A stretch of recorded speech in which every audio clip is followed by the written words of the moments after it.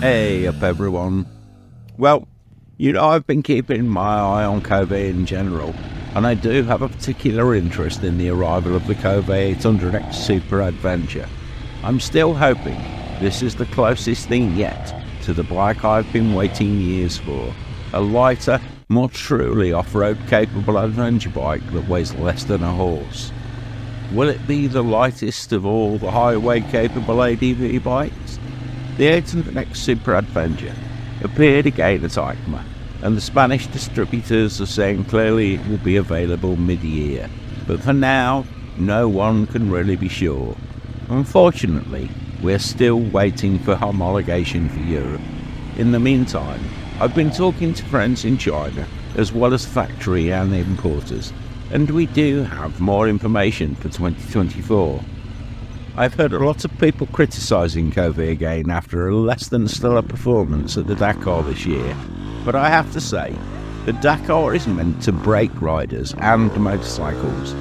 How many KTMs, Hondas, Husqvarnas and the rest have failed to finish over the years? You have to understand the reality of trying to do what Kove are doing. They have built a bike that can finish the Dakar, that is well proven. They have also built another bike that is as fast as most of the competition in the new 450 Rally EX. Now, they have another 3 years to hone those designs to create a bike that's fast enough to win and reliable enough to finish. That was always going to take time. Consider the fact they have also launched a team to compete in the World Supersport 300 Championship and a range of top-spec MX bikes that will inevitably enter the fray in private hands this year, even if they don't send a works team out. And you have to admire the determination and the sheer audacity of the Kove CEO Zhang Shui. In just 7 years, they have become the 4th biggest producer of motorcycles over 300cc in China, and their 500cc twin adventure bike has been a great seller and reliable performer in all the markets it's been released in. They are still a young company, and the Kove 800X Super Adventure is the bike that can really launch them in the world stage. The 450 Rally was always going to be a niche bike, and the 400cc 4-cylinder Supersport, although a fantastic bike, just doesn't have the cubes to make it big in Europe, Australia and the USA. But what they have done is prepare the ground ready for the launch of a motorcycle that can go head to head with any of the competition. Try not to forget to like the video and subscribe to the channel too if you enjoy it. Join the best motorcycle community on YouTube and you won't regret it. The comments are always a great read and will show you we can respectfully disagree, and without a doubt, if we could amass the combined knowledge of all the subscribers, we would have the most complete motorcycle encyclopedia ever. I have left the donations link in the description too, if anyone wants to buy me a coffee. Please don't use the YouTube giving button, as they take most of it, and they've got enough money already. All donations are much appreciated, and it helps keep the channel free from sponsored posts, which are the bane of my life. Anyway, let's get on with it. As well as the standard model of the Kove 800X Super Adventure, there is the Pro model, which as you can imagine is a higher spec version of the standard model. But then we have the Rally version. The bike is lighter and longer, and maybe more different than you might be expecting.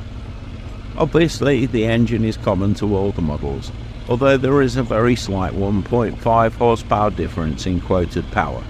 I think we can safely say they will produce around 95 horsepower and 80 Newton meters of torque. Power delivery could be very interesting though. One of the things about the KTM 790 engine is that it's peaky. Top end power was where it shone. The Kove produces maximum torque at 7,500 RPM and maximum power up at 9,000 RPM. This means it's an engine that will like to be revved.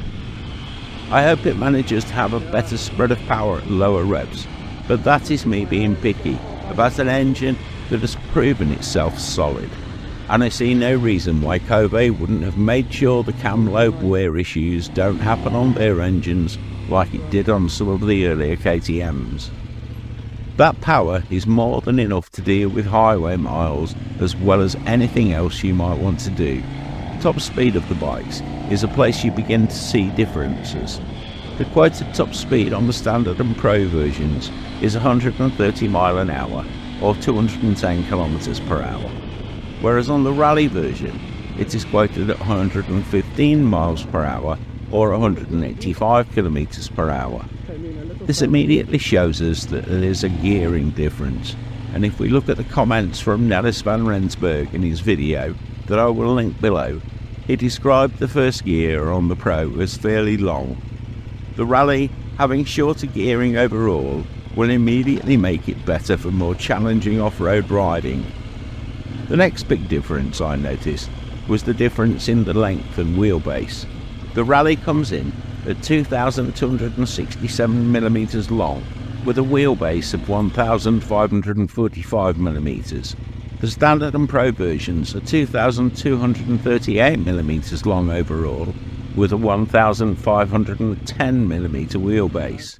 So the Rally has a longer swinging arm, and you might think 35mm doesn't sound good, but in the mud and sand that could make a big difference. The rake on the Rally is slightly steeper too, so you get a combination of faster steering and better stability in the rough stuff. Something I have now noticed, which I'm not sure was the case with the prototype, the rear subframe is welded directly to the chassis.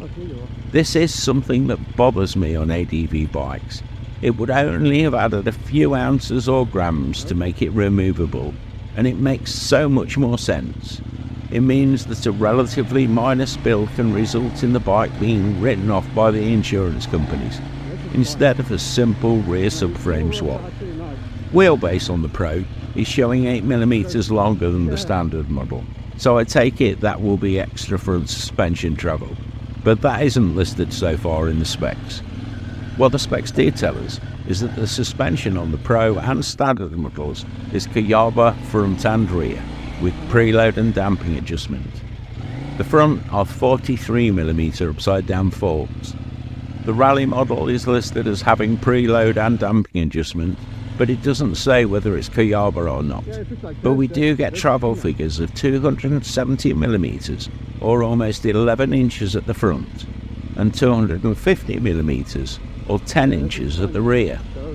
Now that's a significant increase over the 200mm or 8 inches of travel front and back on the KTM 790. Even the KTM 790 Adventure R only gets 245mm on 9.5 inches of travel. The very latest top spec KTM 890 Adventure R Rally only has 270mm or 10.5 inches of travel front and back. Something else I'm going to mention here is looks. Obviously, the look of a motorcycle is always a very personal thing. But haven't we all been criticising the insectoid abortions of the KTMs and all the Kiska Group designs for years now? How many times have I heard people say it would be nice to see something that looked a bit different? Well, the Kove 800X does look different, and not everyone will like it. But this is a bike with a distinctive look, a balance of aggression and smooth organic lines. I do find it refreshingly different, while still remaining practical. Now, spec sheets will reveal a certain amount about bikes, and so will the various marketing videos. But we all know a basic but honest owner's review can reveal more than most things. So I want to point you to Nellis van Rensburg's channel. He recently did a video after buying an 800X Super Adventure Pro, and I think he highlights some good points. I will link his video below, but let us look at some of the points and some of the things I have noticed. The first thing I noticed was the wheels, and although Nellis skips past it fairly quickly, I want to stop here. It is fitted with Acront wheels front and back. Now Acront, the original Swedish company, were bought out, but the tooling was all retained, And the new Acron wheels are really good. It is the rims that separate them from the others, and their balancing means you can make a stronger, lighter rim. These are tubeless spoke rims too, so puncture repair on the road becomes a much easier job. And as we know, there are many of the existing ADV bikes that just fit normal tube spoke wheels or tubeless cast wheel options. These aren't just any old tubeless spoke rims. They are as good as you can get. My old Kojima Navigator had Acron rims, and they were built to a fantastic standard. Mine were heavier stainless rims, but these are alloy rims, similar in design and quality to the XL rims used by most of the Japanese MX bikes. Now, this is a really good start for me. Yes, the shiny gold finish always looks good, but looking beyond the bling, they are a quality component. With the brakes, we have Tysco units that are fitted with Brembo pads apparently. Whether that's a standard thing or was a dealer edition, I'm not sure, to be honest. The make of the pads is something where sideways compatibility is probably the most important factor, and it seems pretty obvious that these are the same as many other calipers, so when buying pads, whatever brand you prefer should be available. The branding of the calipers themselves, I would personally say, is less of an issue. Most disc brake calipers have been more than capable of stopping a big bike quickly for a long time. The best are now so good that without ABS systems, it would be difficult not to lock the wheels up. And many forget that often it is the master cylinder that actually creates the stopping power in many ways as much as the calipers.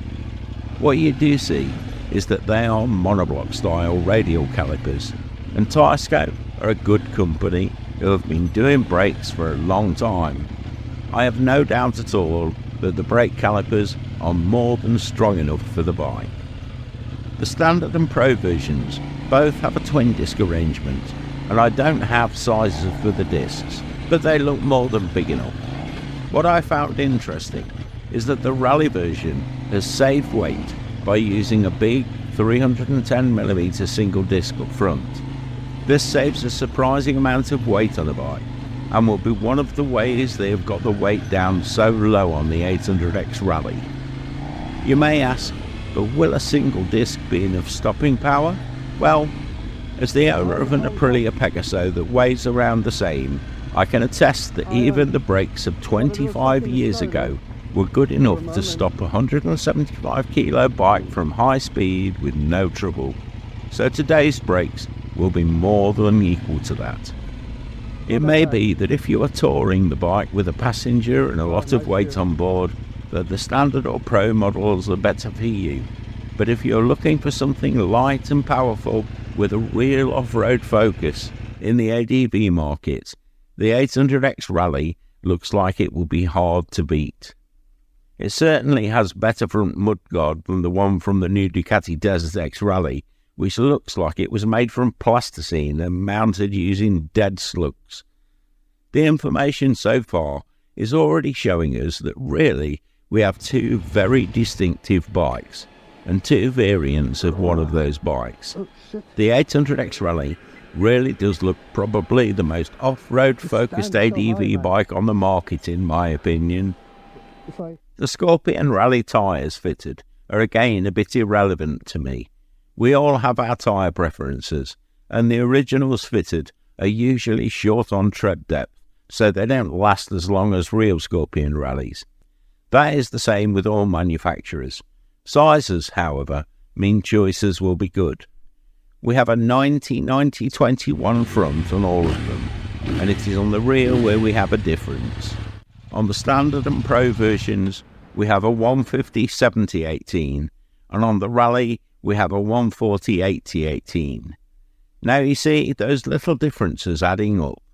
You will have a better choice of touring tyres for the rear on the Standard and Pro, with a better choice of more aggressive rough-road tyres on the Rally. Chain size is listed as 5252, so that should be a good balance between strength and weight for me. The stock rack looks well made, but it states a weight limit of just 5 kilos, so if you're using it with a top box or travel bags, it may need replacing. But I have seen others say similar, and it does seem to be a modern trend. I guess it's an easy way of selling extras, maybe. You can also see here that as with so many ADV bikes nowadays, we have a low-level exhaust. You can see where Nellis has put a cover on to try and stop any more gravel rash, as the bike he has already been over on its side. And we all know that that's bound to happen sometimes if you are doing any decent off-road riding. I would have liked to have seen a higher level exhaust option, especially on the rally model. At least they don't have a huge breadbox style cat underneath like so many, but will that be the case under European and US emissions regulations? We will have to wait and see. As we know, the Kove 800X comes with crash bars and a sump guard as standard, but I do like the beefier ones Nellis has fitted. Unfortunately, I haven't been able to find details and costs of the replacements yet, and I'm sure they'll be cheaper in China than we get them. It will probably be a case of dredging through AliExpress to find some decent ones. They will be there somewhere in the morass of rubbish. That rad guard looks like it would be better replaced if you ride where the rocks will be flying too, but at least you get one. The sump guard is mounted to the base of the engine like the Triumph and a few others. This is something I don't like, to be honest. However, Kove have mounted it with a frame that has a crumple zone to absorb any big impacts. So in theory, before the engine suffers, the plate mount will absorb the impact. Will it work? We shall see, but at least they've put some thought into the issue, not just ignored it. The TFT display might not be to my liking, but with the electronics package included, it is needed, I guess. There are day and night displays with everything needed, including a front and rear tyre pressure monitoring system. Your phone can be paired for the navigation, and there are multiple rider and traction control modes, and ABS, but all can be turned off, and from what I understand it's been given a memory so that the settings you have are not reset as soon as you turn the ignition off. Next, we see another way that they've saved weight. All models are equipped with a lithium battery. Now this has pros and cons, but I'm not going to go into that here. Suffice to say, it does save weight. I just hope there's a charging port that's wired via the battery management system so that any reasonable charger can be used, rather than me having to go out and buy yet another specialised charger purely for lithium-ion batteries, because they don't like the same charging cycle as lead-acid or glass mat batteries. There doesn't seem to be much space under the seat for storage, which would have been nice, but you can see here how they've run the fuel tank back and down behind the engine block to keep overall weight lower in the chassis. It also gives a narrower profile to the tank without losing fuel capacity. Nellis goes into all the details of connectivity, so if that is of interest to you, do go and watch his video. I, for one, appreciate his efforts to get this review done. No video reviews are easy, and he deserves more views than he has had, so go and show him some support. The Bosch ECU is pretty much standard fitting on most adventure bikes now, and I will leave someone else to pick their way through the minutiae of differences there may be. The foot pegs look a bit lacking for my liking. I can see again that the cast alloy ones will save weight, but they won't bend on impact like a steel one would. They will break, and that is something I would rather not have to deal with out in the wilds. The flexible gear shift lever is a nice touch that often gets missed, and that brings us to what is possibly the smallest quick shifter mechanism I have seen so far. It comes as standard too.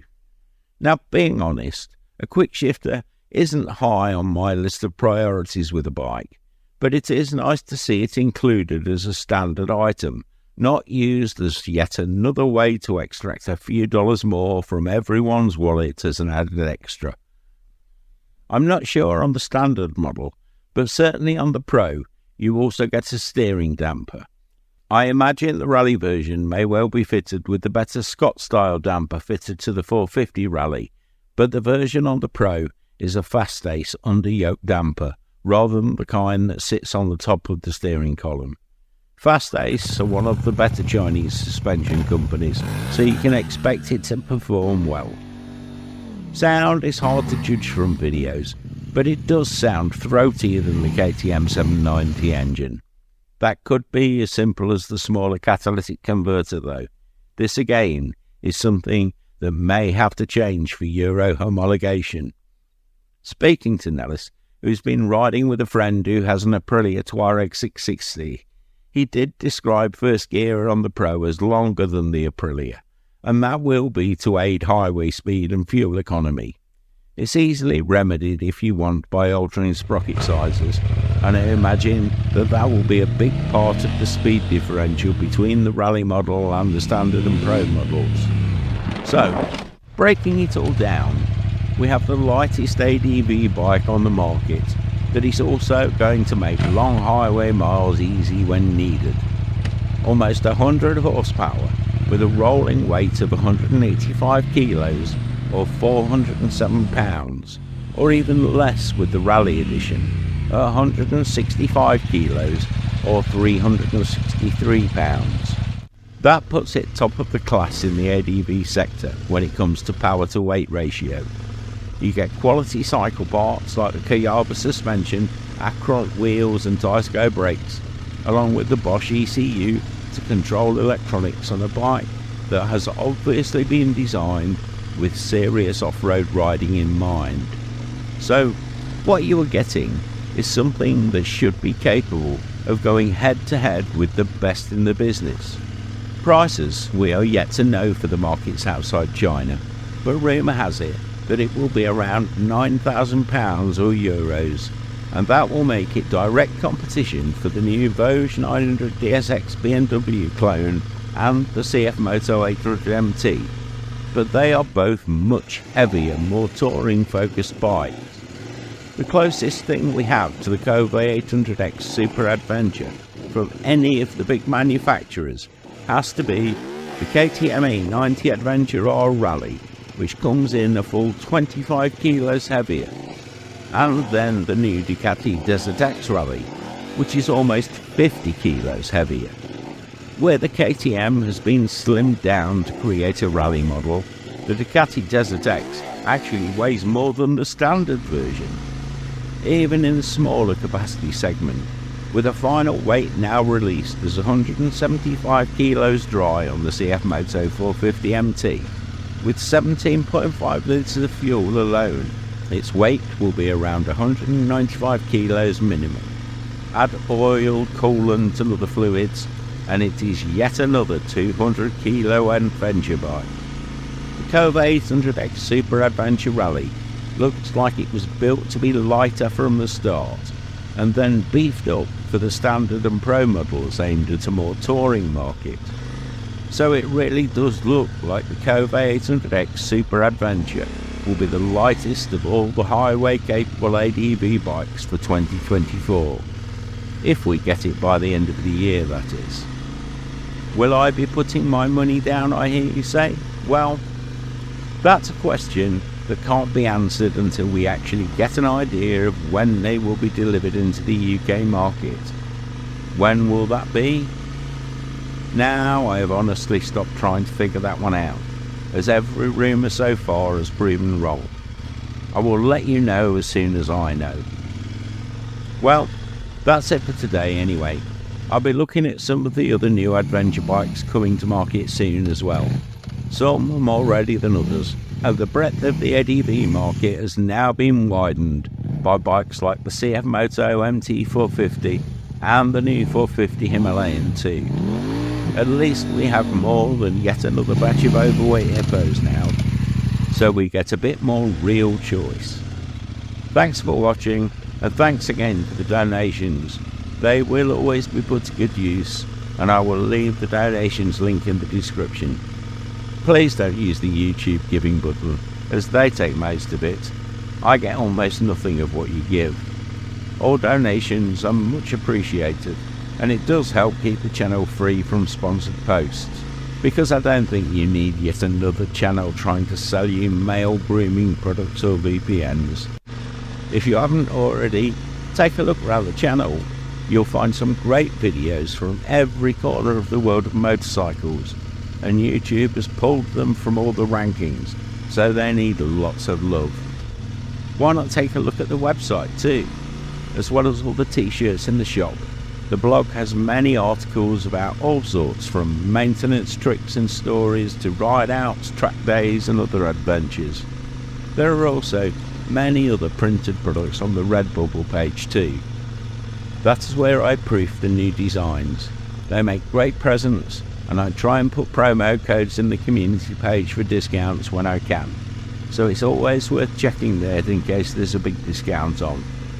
Don't forget to like the video and subscribe to the channel if you got this far too.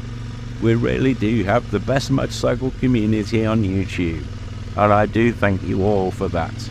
Remember, keep your spanners close and your keys even closer. Ride free, everyone!